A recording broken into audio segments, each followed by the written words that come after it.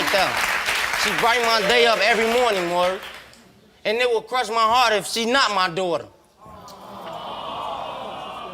And why do you have doubts? Because of her ways, how she is. She like to run the street. You all live in the same house and you're not together. He goes his way, I go my way. He says what he has to say to me if he has to say anything throughout the day. But we don't have any relations. In the case of 3-month-old Linnell, you are not. But Florida still took his paycheck. Imagine this. A DNA test shows beyond any doubt you're not the father. But the state still takes money out of your paycheck every month. This isn't fiction. This is the story of Joseph Sinawa, a man caught in the cold grip of bureaucratic red tape fighting to reclaim his life. In 2019, Joseph Sinawa was living a modest life in St. Augustine, Florida. When a child was born, Joseph, believing he was the father, signed the birth certificate. No court forced him, no pressure, no threats. He just wanted to do what he thought was right. For years, he provided support, believing he was stepping up as a dad. But years later, Joseph wanted something more. He sought visitation rights to spend time with the child. The court required a DNA test. The result, the truth slammed him like a freight train. He wasn't the father. Imagine that moment when everything you believed is shattered in a single lab report. A judge agreed with the DNA results and vacated the child support order. Joseph thought, finally, justice. Finally, he could stop paying, but that's when the nightmare began.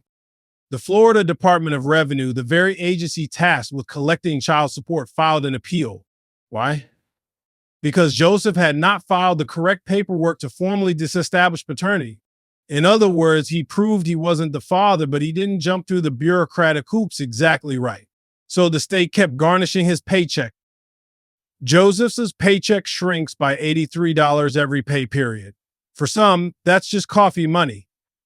For Joseph, it's 1/3 of his income money he desperately needs to pay rent, bills, and feed himself. The emotional toll?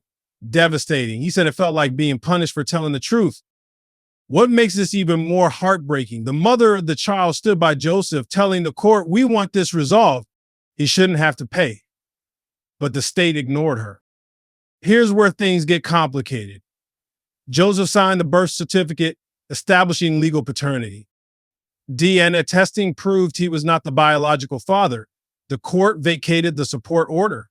The Department of Revenue appealed, arguing Joseph hadn't formally established paternity through a separate legal action. The appellate court agreed, reinstating the order on narrow procedural grounds. Joseph's case isn't isolated. Across the U.S., many men have been forced to pay child support despite DNA proof they're not the father.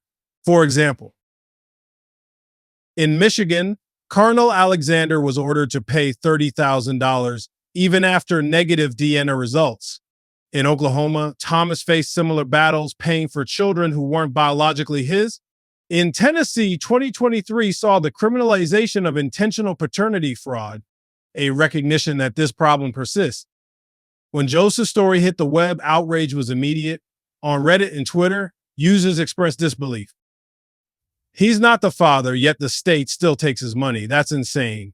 DNA should be final proof. How can paperwork override science? This is why trust in the legal system is crumbling. So what can be done? Legal experts say courts must prioritize biological evidence over procedural technicalities. Timely and accessible legal aid should be provided for those fighting wrongful paternity claims. States should adopt laws like Tennessee's 2023 legislation criminalizing paternity fraud. Finally, the Department of Revenue agencies need reform to avoid these harmful bureaucratic traps. Today, Joseph Sinawa continues representing himself in court with no expensive lawyer.